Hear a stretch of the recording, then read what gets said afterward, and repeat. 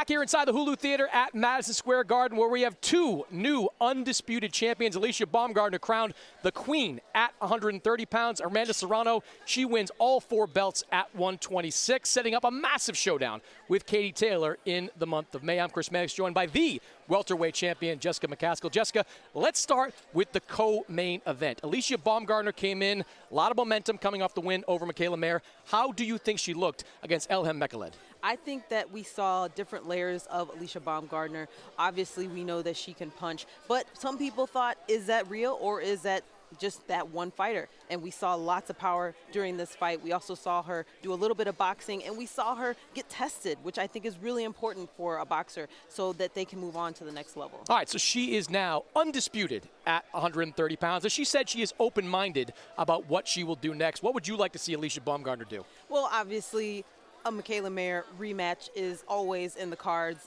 I think she would win with a better decision this time. I think she has improved. Every time you fight another world champion, a tough fighter, you just kind of grow a little bit as a fighter. So I think she'll do a better job this time. Yeah, for me, it's the Michaela Mayer fight all day long. I mean, boxing at the end of the day is a business, and there is no bigger money fight for Alicia Baumgardner than Michaela Mayer. You saw her talking trash after the fight. You saw Michaela Mayer in the building tonight. Whether that's in California, in New York, wherever it may be, that is a big-time money fight. I would love to see them do it again, and maybe that will lead eventually to a trilogy. All right, let's talk about the top of the bill. Amanda Serrano, 7-division world champion, now an undisputed champion for the very first time, but she needed to walk through fire to get the job done. What did you think of Serrano versus Cruz? I thought she did a really good job. We always talk about Serrano gassing out a little bit and not really pushing everything pedal to the metal, and we saw her do that this time. She had to, because Erica Cruz was coming with everything that she had every single round.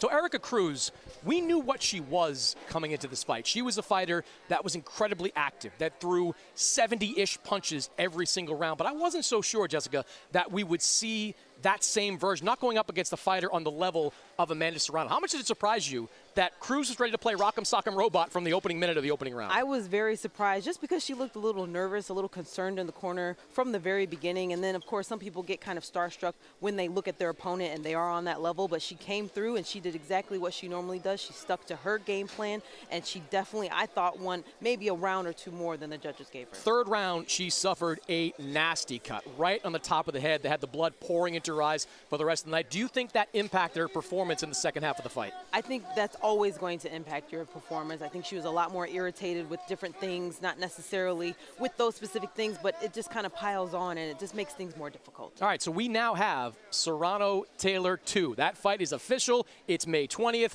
It's in Ireland. Let me start first. Amanda Serrano was just in a war. Katie Taylor's been off for a few months. Does a fight like that potentially take something out of you? That fight will take something out of you, but I think it would also add to your resume and add to what you are going to bring to the table the next time. And with Katie having so much time off, sometimes that takes a little bit away from your fight game too. That was a razor-close fight. Are you expecting anything different in the rematch?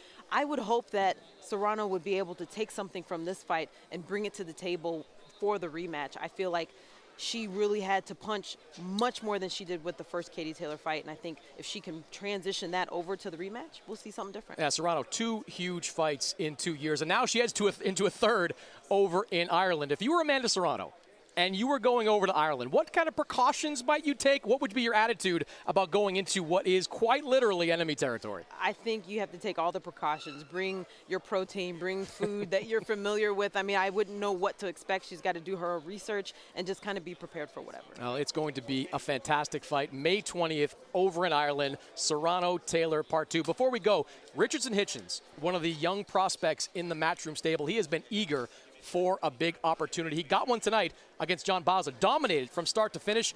Bauza, give him credit. He hung in there for 10 rounds. I didn't think he had it in him, but what did you think of Richard Hitchens' performance? I thought he did exactly what he was supposed to do. He was very patient in a lot of different instances where people might have been desperate to maybe go for the stoppage and then gas out. He just made sure he did exactly what he needed to do. He was getting pressure from a lot of different sides to do a little bit more, but he stayed safe. I don't think he had any significant issues from the fight, and now he's ready to fight again. Yeah, he showed me a lot in that fight. He's a guy that is very technically gifted.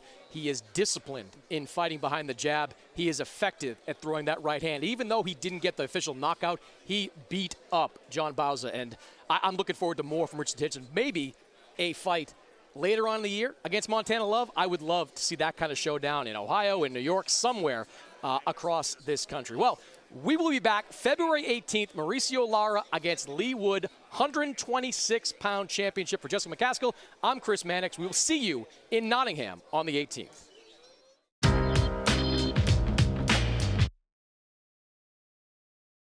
Deliveroo presents Decision Time. You want everything. But what's it going to be this time? Pizza. Yes. I love you. Scrap that. Burger's in town. Come and dance, you delicious meaty beauty. Chicken. Go on, have a think bite. Rain down, you crispy. Oh, Tim's ordered noodles. Decision made. Order now. Deliveroo. Food, we get it.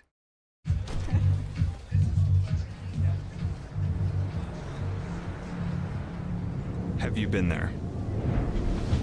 Been places no one should go? If you've been there, then you know. There's no such thing as solo. Wherever you go, we go. Every step, every wall, every climb. We always have your back.